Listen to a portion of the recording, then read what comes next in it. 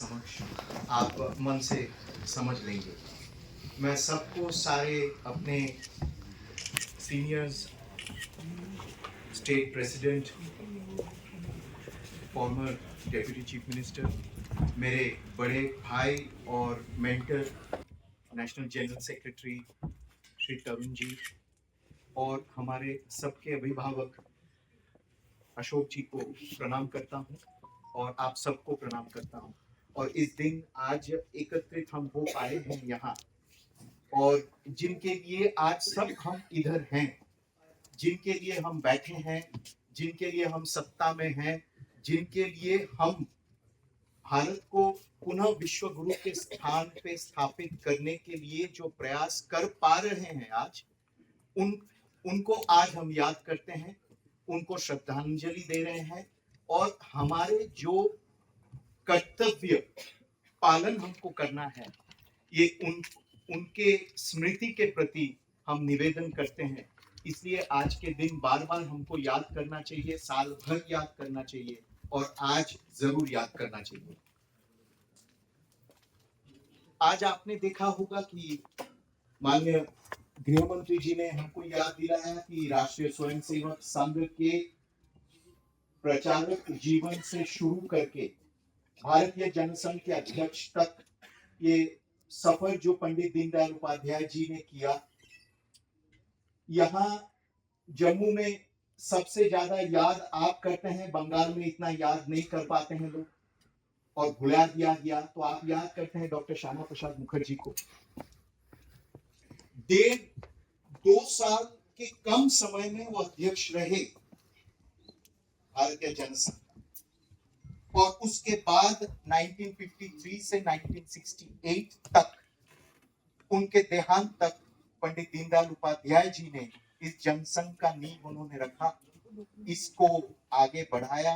ये विशाल वट वृक्ष जो आज हम देख रहे हैं, 3 से 300 तक एक समय और 3 से सारा भारतवर्ष में सबसे बड़ा दल के रूप में उभर के आ रहा ये भारतीय जनता पार्टी जो है, इसका नींव, इसका सोच, इसका दर्शन पंडित जी ने रखा और आगे लेकर गए। और एक अद्भुत परिस्थिति था उस समय। ये परिस्थिति ऐसा था कि पहला जो कैबिनेट बना, और ये पहला कैबिनेट 47 में बना, 50 और 1950 और 51 के बीच 3 बड़े महानुभाव इस कैबिनेट से, श्यामा प्रसाद मुखर्जी, जॉन मथाई और बाबा साहेब भीमराव अंबेडकर ने इस्तीफा दिया। ये चुनौती था।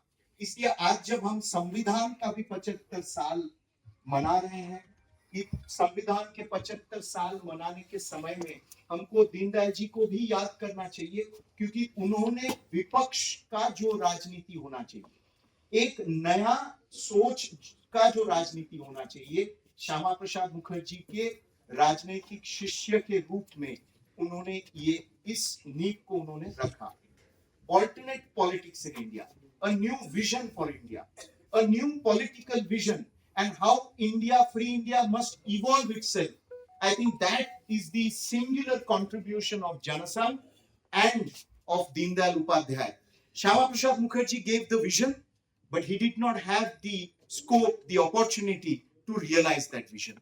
That vision was realized by Deendayal ji.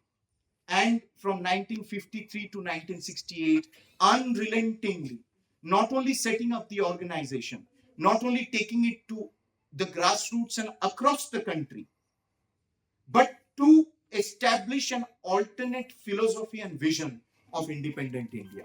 I think that was his greatest contribution. और मैं आप सबको आग्रह करूंगा कि 15 खंड जो दीनदयाल जी के लेख, मुझे 15 I think 20 between 1949 and 1968 उनके जो लेख मूल है, हिंदी में, इंग्लिश में भी है।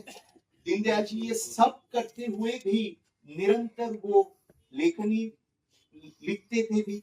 He would comment on all issues and you will find a plethora of ideas in his writings. आज जब हम one nation one election कह रहे हैं, दीनदयाल जी ने इलेक्शन, इलेक्टोरल प्रोसेस, इसके ऊपर भी लिखा। संविधान के ऊपर भी लिखा, और मैं आपसे आग्रह करूंगा कि आप पढ़िएगा जरूर। बहुत उनमें से हमको बहुत कुछ रसद वहां से मिलेगा, स्पीकिंग पॉइंट्स मिलेगा, आगे हमको कैसा सोचना चाहिए ये भी हमको मिलेगा।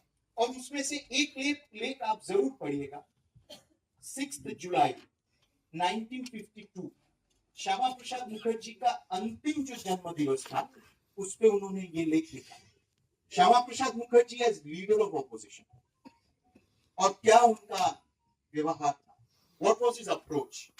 इसलिए हम ऐसे एक दल हैं जो 50 साल विपक्ष पे लेकर राजनीति किया है, एक बार बोल दो, और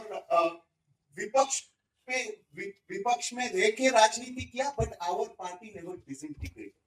दूसरे दल 3 महीना 1 साल विपक्ष में रहते हैं तो डिसइंटीग्रेट हो जाता है। Shyama Prasad Mukherjee approach democratic approach, और कभी भी किसी को अपमानित नहीं करते थे floor of house, not frivolous, it was the clash of ideas. इसलिए मुझे लगता है कि हम अगर वो पढ़ते हैं तो हमारे लिए भी सीखना है, और हम जो आज पार्लियामेंट में हमारे विरुद्ध जो व्यवहार करते हैं उनको भी सिखा सकते हैं कि हमने 50 साल विपक्ष में बैठ के भी we established a certain ethics, a certain code, and we never weakened our vision of independent India and united. और आज यहाँ खड़ा होकर वन नेशन वन कॉन्स्टिट्यूशन ये फाइनली हुआ, ये असंभव था। दीनदयाल जी का हर रेजोल्यूशन आप अगर देखते हैं जनसंघ का, हर रेजोल्यूशन में ईस्ट पाकिस्तान से विस्थापित जो है शरणार्थी हिंदू उनके ऊपर है, और जम्मू कश्मीर को लेकर है, और जम्मू कश्मीर में हिंदू समाज जो है उनको लेकर भी है, और संविधान का सुरक्षा करना, संविधान के अधिकार को देश भर में इसको सुरक्षित रखना इसके ऊपर है। तो मुझे लगता है जम्मू यहाँ लाइब्रेरी भी बहुत सुंदर है, और it was one of the first libraries, a very unique library in this, and that is why congratulations, you have the distinction of forming such a great library. इसलिए तरुण जी को भी बहुत धन्यवाद। तो आप पढ़िएगा जरूर, पढ़ने से हौसला भी मिलता है और आगे जाने का बहुत एनर्जी भी हमको मिलता है। आपने मुझे ये मौका दिया, आप सबको मैं आभार प्रकट करता हूँ हृदय से और धन्यवाद देता हूँ।